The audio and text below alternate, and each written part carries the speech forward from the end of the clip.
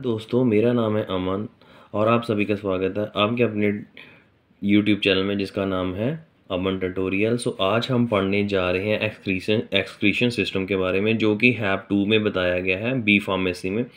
दोस्तों, जैसे कि पेपर चल रहे हैं, बच्चों के पेपर आ गए हैं। डिग्री के भी पेपर जो है 30 मई से स्टार्ट हैं। उसके बाद डिप्लोमे के भी पेपर जो है 26 से स्टार्ट हैं। बच्चों की फरमाइश के ऊपर हम, और जैसे कि उनकी पढ़ाई को सारा देख रेख में हमने वीडियोस को थोड़ा ज़्यादा कर दिया है कि भाई अब मैं कोशिश यही करूँगा कि भी रोज़ के रोज़ वीडियो डालें ताकि इनकी रिवीज़न हो जाए। अब ये काफ़ी टाइम पड़ा है, 5 दिन डिप्लोमा के बच्चों को, डी फार्मेसी के बच्चों को भी बड़ा है टाइम, ठीक है। और साथ ही साथ मैं लगातार वीडियोस डालता रहूँगा, और वो अपनी बैक वीडियोस जो डाली हुई हैं उनसे भी अपनी थोड़ा रिवीजन कर लें। साथ ही साथ डिग्री की भी डालेंगे, डिग्री के 30 मई को पेपर है। तो दोस्तों, हम अपने टॉपिक की तरफ चलते हैं कि एक्सक्रीशन सिस्टम हम करेंगे, जिसको यूरिनरी सिस्टम भी बोलते हैं। तो दोस्तों, इसके बारे में हम इसलिए पढ़ रहे हैं क्योंकि ये अभी सेकेंड सेमेस्टर को मैं पढ़ाता था बी फार्मेसी को। उनका हैप 2 सब्जेक्ट था, ठीक है। एक्सक्रीशन सिस्टम क्या है इसके बारे में देखते हैं। दोस्तों, एक्सक्रीशन क्या होती है?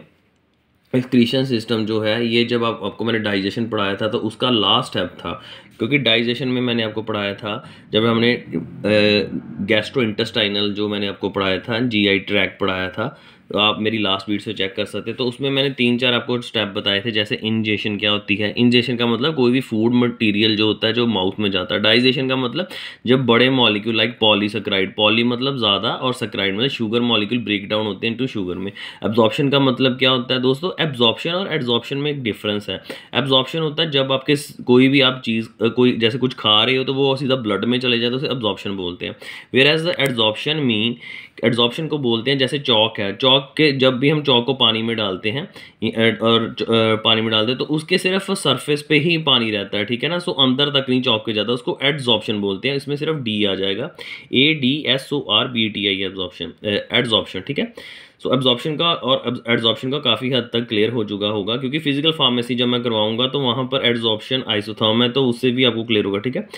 एलिमिनेशन का मतलब क्या होता है? एसिमिलेशन का मतलब होता है कि जब भी अब ब्लड से जो फूड पार्टिकल हैं वो सारे कहाँ से कहाँ पे जाएंगे? अल्टीमेट तो सेल को ही पहुँचाने ना, चाहे जितने जो कुछ भी आप वो खा रहे हो वो कहाँ जाएगा तो वो सेल को, क्योंकि सेल को जाएगा। सेल के अंदर जितने भी साइकिल चलेंगे, चाहे वो क्रैब साइकिल हो गए, चाहे वो ग्लाइकोसिस, वो उससे वो ATP प्रोड्यूस करेंगे, और ATP जब प्रोड्यूस करेगा कोई सेल तो उसको एनर्जी मिलेगी, हमें एनर्जी मिलेगी, तो ठीक है, हमें अपनी एनर्जी का कहीं भी इस्तेमाल करेंगे अपने काम में, ठीक है।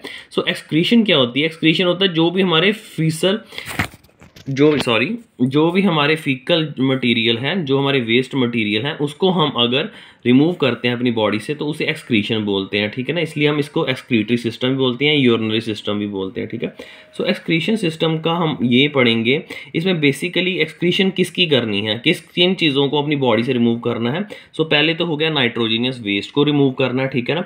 नाइट्रोजीनियस का मतलब कि जिनमें नाइट्रोजन आ जाता है, जैसे अमाइनो एसिड्स हैं, ठीक है, इनमें भी नाइट्रोजन ग्रुप आता है। साथ ही साथ हम बॉडी हमारी से ज़रूरी नहीं कि भी 2 सिस्टम है, जैसे किडनी से भी एक्सक्रीशन होती है, नाइट्रोजन वेस्ट निकलता है। साथ इसके स्किन भी हेल्प करती है, ठीक है। और साथ ही साथ हमारा जो है एक एक्सक्रीशन क्या है, कार्बन डाइऑक्साइड की होती है। जब आप रेस्पिरेशन सिस्टम हमारा लास्ट पढ़ोगे टॉपिक, तो उसमें आपको मैंने बताया है कि कैसे कार्बन डाइऑक्साइड, कोई भी अपना सेल जो है, बॉडी का सेल, वो कैसे कार्बन डाइऑक्साइड को एक्सहेल कर देता है और कैसे ऑक्सीजन जो इनहेल होती है इन द सेल। आप मेरी वीडियो देख सकते हो रेस्पिरेटरी सिस्टम की, ठीक है।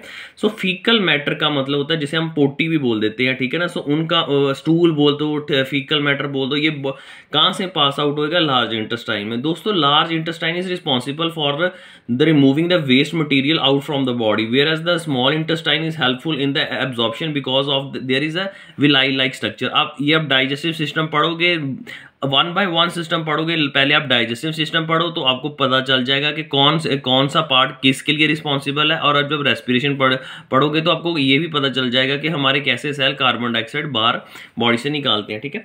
हम अब डेफिनेशन की बात चलते हैं डेफिनेशन के। तो डेफिनेशन का मैंने बता दिया कि कोई भी नाइट्रोजन मैटर, नाइट्रोजन जिसमें नाइट्रोजीनियस मतलब जिसमें नाइट्रोजन मैटर हो, नाइट्रोजन ग्रुप होगा, और जहाँ फिर कार्बन डाइऑक्साइड को या फिर कोई भी अपनी, जिसे हम फीकल मैंने बता दिया था पोटी से बोलते हैं, वो रिमूव करनी है अपनी बॉडी से, ठीक है ना। सो ये जो मैंने जस्ट बता दिया है कि ये जो स्मॉल इंटेस्टाइन है, ठीक है ना। सो अब जब डाइजेस्टिव सिस्टम के बारे में पढ़ेंगे तो मैं सिर्फ इतना बता देता हूँ, कॉलन पार्ट होता है, जो ये असेंडिंग कॉलन होता है, डिसेंडिंग ट्रांसवर्स कॉलम, और यहाँ पर क्या है, यहाँ डिसेंडिंग कॉलम, यहाँ पर क्या है कि रेक्टम, ये आ जाता है आपका रेक्टम, और यहाँ पे आ जाता है एनस, इसे रेक्टम बोलते हैं। यहाँ पर जो है हमारी जो फीकल मैटर इकट्ठे हो जाते हैं, ठीक है ना। सो मैंने ये भी बताया था कि हमें कॉन्स्टिपेशन क्या क्यों होती है, ठीक है ना, और कॉन्स्टिपेशन का कारण क्या है, आप मेरे को कमेंट सेक्शन में बताएं। साथ ही साथ मैंने लास्ट वीडियो में भी जो डाइजेस्टिव सिस्टम पढ़ाया था तो उसमें भी मैंने बताया था कि कॉन्स्टिपेशन का कारण क्या है और या फिर डायरिया का कारण क्या है, ठीक है। ये चीज़ें आप मेरी वीडियो देखेंगे लास्ट वीडियो, तो उससे भी आपको डाइजेस्टिव सिस्टम का क्लियर होगा, ठीक है। तो अब हम बात करेंगे यूरिनरी सिस्टम के बारे में, ठीक है। सो यूरिनरी सिस्टम क्या कंसिस्ट करता है दोस्तों, किडनी जो है, इसलिए हम इसलिए पढ़ रहे हैं क्योंकि किडनी ही रिस्पॉन्सिबल है हम किडनी वेस्ट मटेरियल को रिमूव करने में। हम इसको इसलिए बोल रहे हैं एक्सक्रीशन, क्योंकि एक्सक्रीशन मोस्टली कहाँ से होती है, स्किन से भी एक्सक्रीशन हो रही है, साथ ही साथ किडनी भी is responsible for the excretion, मतलब ताकि वेस्ट मटेरियल को रिमूव करे, ताकि वो रेक्टम में जाके इकट्ठा हो जाए। हमारे यूरिनरी ब्लैडर रेक्टम में सिर्फ जैसे फीकल मैटर होगा और यूरिनरी ब्लैडर में सिर्फ यूरिन इकट्ठा होगा, ठीक है। सो वेस्ट मटेरियल का रिमूव होना किडनी से, उसे हमें बोलते हैं, या हम बोल सकते हैं कि नाइट्रोजीनियस का रिमूव होना, या ठीक है ना, नाइट्रोजीनियस का या फीकल हो गया कार्बन डाइऑक्साइड, इसे भी हम मतलब बोल सकते हैं एक्सक्रीटरी सिस्टम, या किसका वेस्ट मटेरियल। देखो दोस्तों, जो भी हम यूरिनरी सिस्टम पढ़ रहे हैं, चाहे एक्सक्रीशन सिस्टम, एक्चुअल में क्या होता है कि ब्लड की प्योरीफिकेशन होती है। सो जितने भी एक्सक्रीशन सिस्टम वो ब्लड की प्योरीफिकेशन करते हैं, ठीक है। सो दोस्तों, मैं आपको पहले डाइजेस्ट ये बता देता हूँ, ये सारे एक पार्ट है। जैसे मैं किडनी के बारे में बताऊंगा, इसके बाद हम इसका ट्रांसफर सेक्शन कर देंगे। ट्रांसफर सेक्शन जब आप जैसे एप्पल को बीच में से काट देते हैं तो उसका ट्रांसफर सेक्शन कहलाया जाता है, ठीक है। सो ये है इसका क्या कहते हैं किडनी, ये इसकी ये राइट किडनी है, ये लेफ्ट किडनी है। सो ये ब्लड वेसल्स है यहाँ, क्योंकि ब्लड अल्टीमेटली यहाँ अंदर जाएगी, और इसके अंदर जो है, मैं जब ट्रांसफर सेक्शन आपको बताऊंगा तो उस ट्रांसफर सेक्शन में क्या है कि नेफ्रॉन सेल्स होंगे, और वो नेफ्रॉन जो है आगे फिल्ट्रेशन का काम करेंगे। जब भी ब्लड आएगा, सो ब्लड की जितनी भी, क्योंकि ब्लड जो भी है, ये मैंने लिखा है कि ब्लड वेसल से होते हुए यहाँ पर पहुँचता है, और जितना भी उसके बाद जब ये ब्लड की आगे फर्दर प्योरिफिकेशन जो है ये किडनीज में से होगी, ठीक है ना। सो यहाँ blood is enter to this blood vessels and leave the blood waste material, कहता है भी यहाँ से ब्लड आएगा, और जो ब्लड का भी आगे वेस्ट मटेरियल होगा वो यहाँ पर आके, मतलब आप कह सकते हो कि ब्लड की भी प्योरिफिकेशन, सिंपली ब्लड की प्योरिफिकेशन जो है वो किडनी ही करेगी, ठीक है ना। क्योंकि ब्लड में अल्टीमेटली जब फिल्ट्रेट होगा वो, अब जब हम नेफ्रॉन की बात करेंगे तो तब आपको क्लियर होगा कि वो कैसे फिल्ट्रेशन होगी, ठीक है ना, ब्लड की। सो अब फिलहाल ये इस डायग्राम को फोकस करें कि ये राइट किडनी है, ये लेफ्ट किडनी है, ठीक है। इसके ऊपर एड्रिनल ग्लैंड है। जब मैं एंडोक्राइन ग्लैंड के बारे में पढ़ाऊंगा तो मैं एड्रिनल ग्लैंड की बात करूंगा, ठीक है। सो यहाँ से ब्लड आएगा, यहाँ से ब्लड आके यहाँ पर अंदर जाएगा, तो इसके अंदर नेफ्रॉन सेल्स होंगे, वो आगे फिल्ट्रेशन का काम करेंगे। सो ये दोस्तों क्या है, ये इसे हम यूरिथर बोलते हैं, ठीक है ना, यूरिथर, ठीक है। ये जो यूरिटर है, ये क्या है कि भी ये एक पाइप है जो किडनी से होते हुए जो वेस्ट मटेरियल है या यूरिनरी ब्लैडर में इकट्ठा हो जाता है, और यूरिनरी ब्लैडर्स में यहाँ एक कह सकते हैं कि स्फिंक्टर लगे होते हैं यहाँ, और जब काफ़ी ज़्यादा वॉल्यूम हो जाता है तो ये ऊपर, ये क्या है, यहाँ भी मसल्स होते हैं, स्फिंक्टर मसल। जब प्रेशर बढ़ जाता है तो ये स्फिंक्टर मसल जो खुल जाते हैं, और उससे क्या है, यूरिन जो इजीली रिमूव आउट हो जाता है। ये यूरिनरी ब्लैडर है जिसमें यूरिन इकट्ठा होगा, ठीक है। सो ये एक जो ब्लड आर्टरी है, इसे हम अयोटा बोलेंगे, और ये जो दूसरी ब्लड आर्टरी है वो इंफीरियर वेना कावा बोलेंगे, जो हार्ट की ये दोनों आर्टरीज हैं, ठीक है। चलिए एक और आपको थोड़ा सा बता देता हूँ कि भी जो लेफ्ट किडनी होगी ना, मैंने यहाँ लिखा भी हुआ कि जो लार्जन, जो कि हमारी राइट किडनी है, हाँ, लेफ्ट किडनी जो है वो राइट किडनी से थोड़ी सी बड़ी होगी, ठीक है ना, larger than the right kidney, जो लेफ्ट किडनी होती है। सो ये किडनी आपको किस तरह की लग रही है, राजमा के जो आप राजमा खाते हैं उन दानों की तरह लग रही है, ठीक है। So it is like a bean shape, ठीक है। सो अब इसको, सो ये क्या किडनी, क्या what is the role of the kidney, it help in the purification of the blood.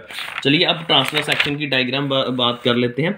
सो दोस्तों, this is the transfer section. Transfer section जैसे ही मैंने आपको बताया था कि अगर एप्पल है, एप्पल को बीच में से काट देते हैं तो उसका ट्रांसफर सेक्शन कहलाया जाता है। So this is the transfer section, trans section बोल देते हैं, ठीक है। सो ये इसमें क्या है कि जो मैंने ये आपको बताया था, ये यूरिटर है दोस्तों, ये वाली पाइप, ठीक है। सो हम इसको अब किडनी को अगर हम बीच में से काट देंगे तो उसका ट्रांसफर सेक्शन है, ठीक है। सो ये यूरेटर पाइप है। सो यहाँ पे क्या है, ये हमने ये एक किडनी का ट्रांसफर सेक्शन किया और हमने बताना है कि नेफ्रॉन जब हम बीच में से काट देते हैं, उसका ट्रांससेक्शन कर देते हैं किडनी का, तो कहाँ पर नेफ्रॉन सेल्स, यहाँ पर नेफ्रॉन सेल्स प्रेजेंट होते हैं। सो एक सिंगल किडनी में 10 लाख नेफ्रॉन्स होते हैं। अगर दोनों की बात करें तो 20 लाख नेफ्रॉन सेल्स हो जाते हैं। वो नेफ्रॉन सेल्स क्या करते हैं, वो हेल्प करते हैं ब्लड की प्योरिफिकेशन में, ठीक है।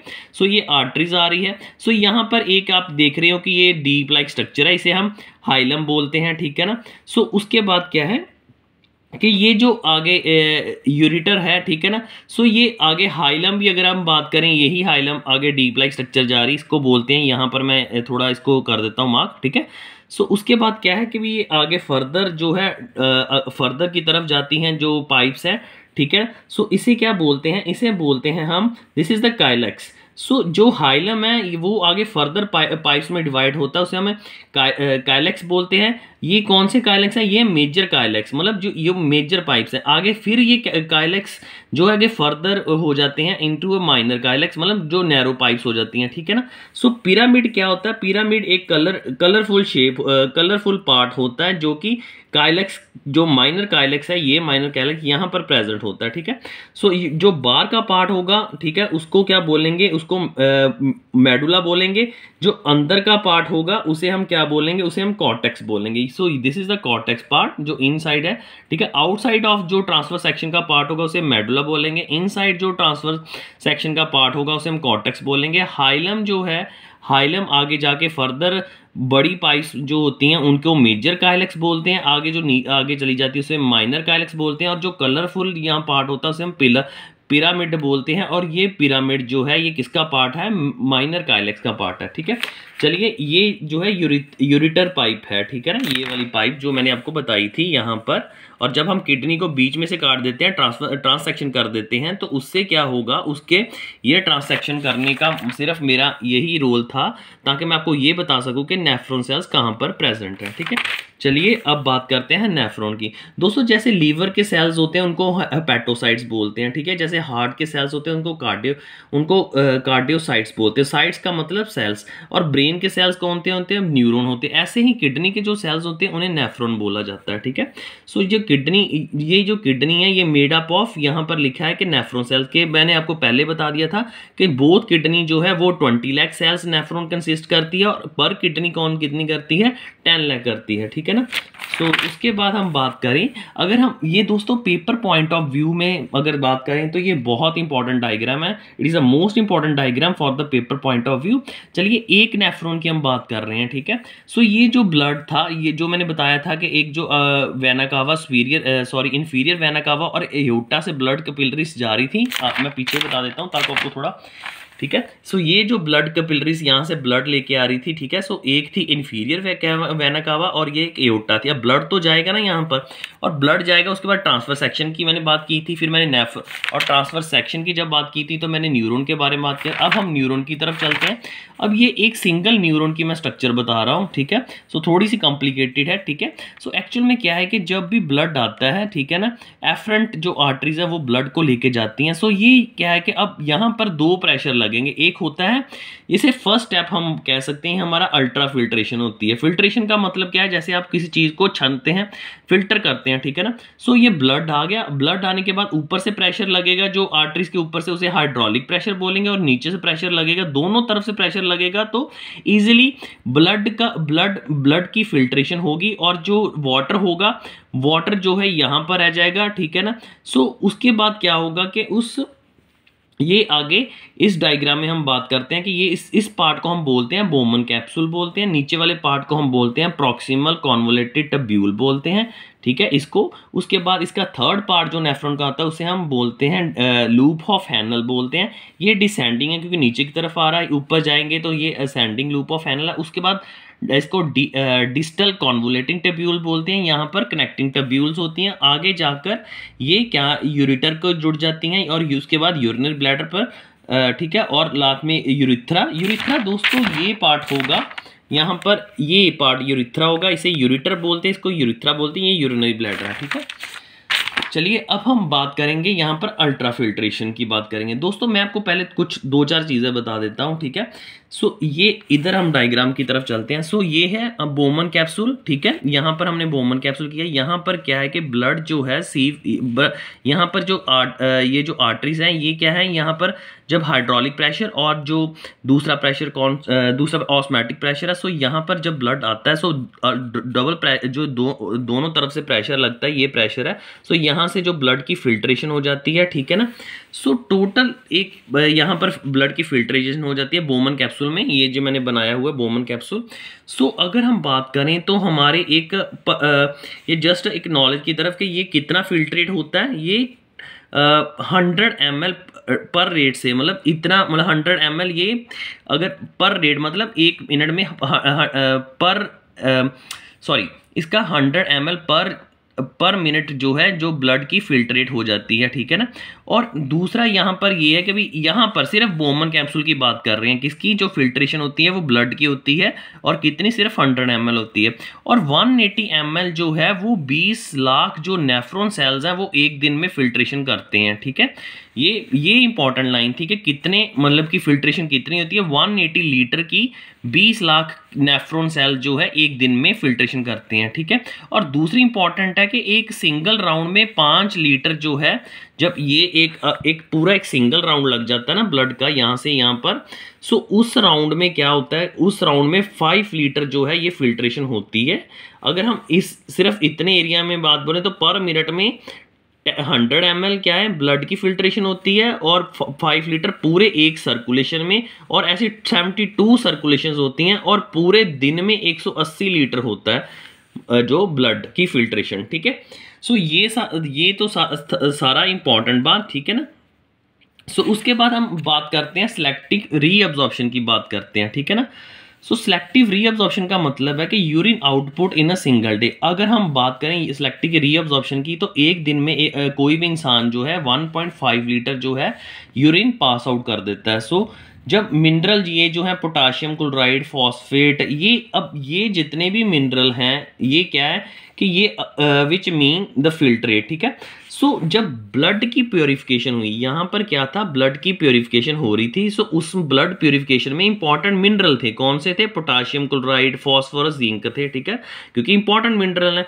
अब ये ऐसे तो जाने देंगे नहीं, ठीक है ना। सो ये जो है अगेन ब्लड में चले जाते हैं, ठीक है ना। सो मैंने आपको बताया था एब्जॉर्प्शन का क्या मतलब होता है। एब्जॉर्प्शन का मतलब जो हमारे इंपॉर्टेंट आयन है जब ब्लड में चले जाते हैं, कोई भी फूड मटेरियल ब्लड में चले जाते हैं तो उसे हम बोलते हैं एब्जॉर्प्शन। रीअब्जॉर्प्शन का मतलब क्या है कि अब ब्लड की फिल्ट्रेशन तो हो रही है, ठीक है ना, और उसमें भी मतलब अब ब्लड की फिल्ट्रेशन होगी तो ये इंपॉर्टेंट आयन होंगे ना, जो ब्लड किसका बना, ब्लड में भी तो वाटर कंटेंट होगा ही ना, ठीक है ना।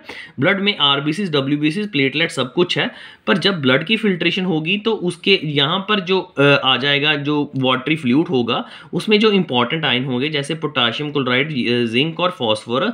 अब ये जो है ये अगेन यहाँ पर ब्लड है, ये जो लूप ऑफ एनल है, सो इसमें चले जाएंगे और इसे बोलते हैं रीअब्जॉर्प्शन, सिलेक्टिव रीअब्जॉर्प्शन। जो मतलब ब्लड गया यहाँ पर, ब्लड के दोनों प्रेशर लगे, ऊपर से हाइड्रोलिक प्रेशर और नीचे से जो है ऑस्मोटिक प्रेशर बोमन कैप्सूल लगे और आर्टरी से हाइड्रोलिक प्रेशर।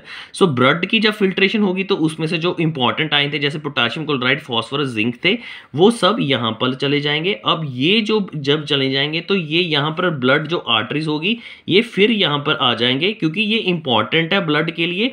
सो एक तो पहले जब सीधा ब्लड से सेल की तरफ जा रहे थे, ठीक है ना। अब किडनी की तरफ से जब प्रॉपर ब्लड की फिल्ट्रेशन हुई तो उसमें से जो सिलेक्टिव हमारे इंपॉर्टेंट ये जो मिनरल्स थे ये भी अगेन ब्लड में चल जाएंगे, इसे हम बोलेंगे सिलेक्टिव रीअब्जॉर्प्शन बोलते हैं, ठीक है। उसके बाद बात करते हैं, सो इसमें लिखा है कि ये सारे जितने भी हैं जैसे कि proximal convoluted tubule, loop of Henle, distal convoluting tubule बहुत इंपॉर्टेंट रोल हेल्प करते हैं in the reabsorption of the important mineral which is present in the blood and that is filter out with this help of this Bowman capsule, and then these minerals important ion are get ready to transport in this loop of Henle and then it is again reabsorbed by the blood, ठीक है ना। सो ये सारी reabsorption होती है। अब हम last बात करते हैं टब्यूलर सेक्रीशन। दोस्तों क्रिएटिनिन एक आपने सुना होगा, क्रिएटिनिन एक जो है ये हमारे काफ़ी इंपॉर्टेंट होता है मसल्स के लिए, ठीक है। सो इसका साइज ज़्यादा होने के कारण ये इस बोमन कैप्सूल्स में तो पास करता ही नहीं है, ठीक है ना। सो जब हम अगर हम यूरिन टेस्ट करा देते तो उसमें क्रिएटिनिन क्लियरेंस होता है दोस्तों, ना कि क्रिएटिनिन आता है, ठीक है ना। सो ये जो कन्वोल्यूटेड कनेक्टिव ट्यूब होती हैं ये क्या करती हैं, क्रिएटिनिन को हेल्प करती हैं पास आउट होने में in the ureter, urinary bladder और यूरिथ्रा से। सो this is the how the tubular secretion help in the pass out of the creatinine, ठीक है। सो क्रिएटिनिन बेसिकली यहाँ से पास आउट नहीं होगा क्यों, because the size of the creatinine is very large, so it is very difficult to filtrate the creatinine particle from the Bowman capsule and it only help in the filtration of the blood and the blood filtrates that is deposited in this part get be reabsorbed by the blood. This is known as the selective reabsorption. Ultrafiltration mean that when the hydraulic pressure from these blood arteries and the osmotic pressure effect produce both in the opposite direction, then the blood is filtrate and the filtrates like जब पूरा जो blood था उसकी जो filtrate हो जाएंगे, blood तो पास हो गया इंपॉर्टेंट जितना भी था, अब उसके जो फिल्ट्रेट होंगे, जो इंपॉर्टेंट आयन होंगे वो इधर आ जाएंगे और वो फिर अगेन जो ब्लड की जो आर्टरीज बोमन कैप्सूल में भी यहाँ पर जो ल्यूपो प्रॉक्सिमल कॉन्वोल्यूटेड ट्यूब में और जो लूपोफेनल में और डिजिटल कन्व्यूम में जा रही हैं। सो इनमें से होते हुए जब भी आयन जाएंगे सो ये ब्लड की तरफ जाएंगे, एक बार फिर से चले जाएंगे, तो इसे हम रीअब्जॉर्प्शन, मतलब पहले तो इनमें से जो ब्लड की फिल्ट्रेशन हुई, ब्लड की फिल्ट्रेशन होने से क्या हुआ कि ये जो इंपॉर्टेंट मिनरल आयन थे जो ब्लड में प्रेजेंट थे वो फिर यहाँ से होते हुए इन तीन पार्ट से पीसीटी और ये लूपोफेनल और जो डिजिटल यहाँ से आएंगे और आने के बाद सीधा ब्लड में एक बार फिर से एब्जॉर्ब हो जाएंगे, ठीक है ना। मतलब ब्लड में जाना उसे बोलते हैं एब्जॉर्प्शन, ठीक है ना, कोई भी इंपॉर्टेंट आयन होता है। सो पहला सिर्फ फिल्ट्रेशन जिसे हम अल्ट्रा फिल्ट्रेशन होती है कि ब्लड की फिल्ट्रेशन हुई, उसके बाद जो इंपॉर्टेंट आयन थे जो फिल्ट्रेट थे ये इधर गए और उसके बाद ये फिर में ब्लड में चले गए, उसे बोलते हैं सिलेक्टिव एब्जॉर्प्शन। उसके बाद होता है टब्यूलर सक्रीशन का मतलब जो क्रिएटिनिन बड़ा पार्टिकल है वो यहाँ से पास आउट तो हो ही नहीं पाएगा, ठीक है ना। सो वो यहाँ से आता है और जब हम यूरिन टेस्ट करवाते हैं तो उसमें भी क्रिएटिनिन क्लियरेंस आती है, ना कि क्रिएटिनिन आता है, ठीक है ना, because creatinine is a large molecule. So दोस्तों नेफ्रॉन का काफ़ी हद तक आपको क्लियर हो चुका होगा, ठीक है। सो ये कुछ बातें थी, ठीक है ना। एक याद रखना कि जो यहाँ पर फिल्ट्रेट होती है ये 100 ml होती है, 100 ml पर मिनट के हिसाब से, ये पॉइंट इंपॉर्टेंट नहीं है। मेन इंपॉर्टेंट है कि 180 ml जो है 20 लाख जो नेफ्रॉन सेल्स है वो फिल्ट्रेशन करते हैं ब्लड की, और 5 लीटर जो है एक सिंगल राउंड में हो जाते हैं, और टोटल राउंड कितने लगते हैं ब्लड के 72 राउंड्स लगते हैं, ठीक है। So this is all about the nephrons transfer section of kidney and urinary system. Hope you like the video, and if you like the video please comment, share and subscribe. Thank you very much.